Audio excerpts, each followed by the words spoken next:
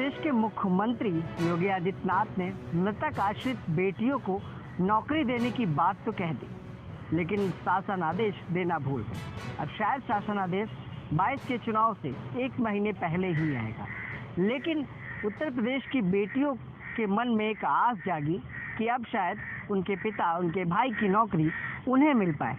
लेकिन आज इन सब चीज़ों को लेकर महिलाएं, जो बेटियां हैं, वो पहुंची थी मुख्यमंत्री योगी आदित्यनाथ के दरबार में उनसे मुलाकात करने की। आखिर आपने इतनी बड़ी बात कही, लेकिन शासन आदेश क्यों नहीं जारी किया? विभाग अभी तक इन्हें नियुक्ति नहीं दे रहा है। अनुकंपा नियुक्ति को लेकर लगातार ये बेटियां उत्तर प्रदेश सरकार से गुहार लगा रहे हैं।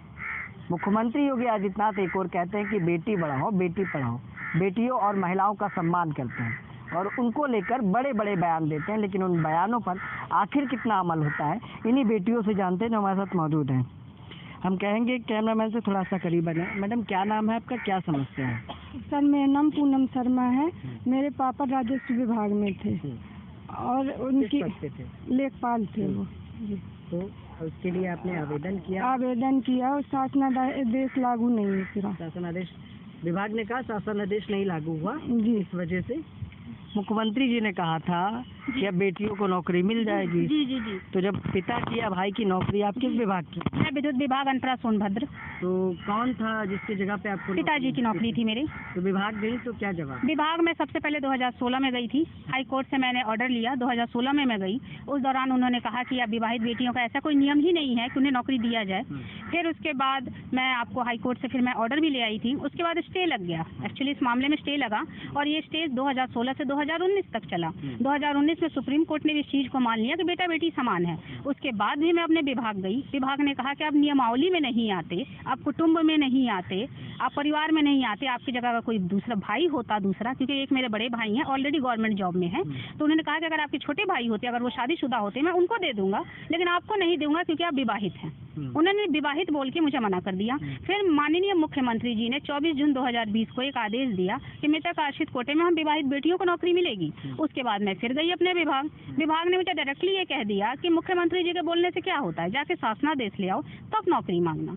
तो सर, मैं ये जानना चाहती हूँ, बिजली विभाग कौन सा, कहाँ पर आप गई थी? मैं अनपरा सोनभद्र में मेरे पिताजी कार्यरत थे। अनपरा विद्युत विभाग में मैं गई थी। किसके पास गई थी? सर, नाम तो मुझे नहीं पता, वहाँ के अधिकारी के पास ही मैं गई थी। पोस्ट क्या थे अधिकारी का? सर, वहाँ के एग्जीक्यूटिव इंजीनियर है। तो उनका जवाब था कि मुख्यमंत्री हाँ, कुछ भी होता है कह देते हैं। उनके बोलने से नहीं, पहले आप शासनादेश लाए। एक्चुअली शासनादेश और निगमादेश, क्योंकि मेरा विद्युत विभाग है तो शासनादेश ना कह के उसको निगमादेश उन्होंने कहा और कहा कि आपकी माताजी की पेंशन आती है तो मैं आपको नौकरी क्यों दूं? तो मैंने कहा माताजी की पेंशन तो सभी की आती है, जब विवाहित बेटी होती है क्या उनकी नहीं आती है? तो हमने ऐसा क्या गुनाह कर दिया है? हम अगर बेटी हैं, क्या हम अपने माता पिता के बच्चे नहीं हैं? हमने ऐसा क्या कर दिया? आप कहाँ से हैं, कौन सा विभाग है? सर, मेरा नाम मंजू कामले है। मैं लखनऊ से हूँ। मेरे पिताजी है जो हेड कांस्टेबल थे सीतापुर पुलिस अधीक्षक हूँ मैं वहाँ जी, पुलिस विभाग में। तो 2011 में एक्सपायर थे। मैंने है जो अप्लाई किया तो वहाँ कहेंगे आप कुटुंब परिभाषा में नहीं आते हैं। तो हमने 16 में केस किया। कुटुंब परिवार में बेटा आता है? हाँ जी, यानी विवाहित बेटी नहीं आती है। लेकिन आप लोगों के मन में कब आस जागी कि अब बेटियों को भी, हमको भी नौकरी मिल सकती है? सर, क्योंकि हम लोग सिर्फ 2 बहनें हैं तो अपनी माँ की देखभाल करने के लिए नौकरी की जरूरत है हमें। भाई नहीं है? सिर्फ 2 बहनें? सिर्फ 2 बहनें हैं। की शादी जी, दोनों की शादी हो चुकी है। तो मुख्यमंत्री योगी आदित्यनाथ ने कहा कि अब विवाहित बेटियों को भी नौकरी मिलेगी जी। तो हमने केस भी किया। क्या लगता है कि मुख्यमंत्री जी की कथनी और करनी में अंतर है? अगर वो शासनादेश हम लोग को जारी कर देते हैं तब तो अच्छा है हम लोगों के लिए, तो हम लोग का भविष्य बिल्कुल बेकार ही है। अगर करना ही था तो शासन आदेश जारी न करते। आप लोग बताइए, अगर करना था देश के मुख्यमंत्री को तो सिर्फ बयान करते, शासन आदेश न देते। जी बताइए। जी, देना चाहिए उन्हें। आप किस विभाग से हैं? राजस्व विभाग। मुख्यमंत्री जी की बात जो है और काम करने का तरीका, कितना अंतर लगा इस बात को लेकर, जिस समस्या को लेकर आप लोग जूझ रहे हैं? सर, कहते कुछ हैं, करते कुछ हैं, तो इससे सर क्या उम्मीद कर सकते हैं? वैसे उम्मीद है कि करेंगे, लेकिन इस तरीके से नहीं कर रहे हैं तो इससे क्या उम्मीद हम लोग कर सकते हैं? आप बताइए, मुख्यमंत्री योगी आदित्यनाथ में कितना विश्वास रह गया? विश्वास क्या, वो जो हम लोग चाहते हैं वो कर देंगे, तो हमें विश्वास है। करना होता जिस तरह से आप लोगों के लिए उन्होंने बयान दिया तो शासन आदेश ना देते? नहीं दे रहे हैं तो देना चाहिए। और क्या, जब कहते हैं तो देना चाहिए। तौर पर लाया जिससे हमने बात की, और कहीं ना कहीं उत्तर प्रदेश के मुख्यमंत्री योगी आदित्यनाथ ने जो बड़ी बात कही कि मृतक आश्रित जो बेटियां हैं अब उनको भी नौकरी मिलेगी।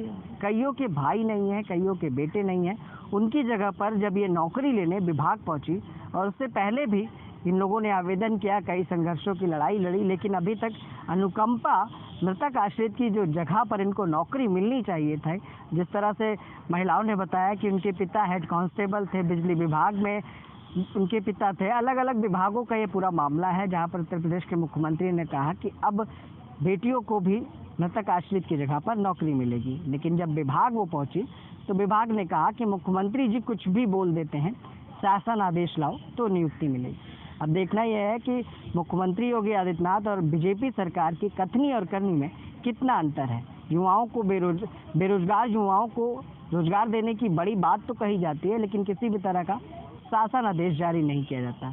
सहयोगी मोहित के साथ मैं विक्रम, लखनऊ से।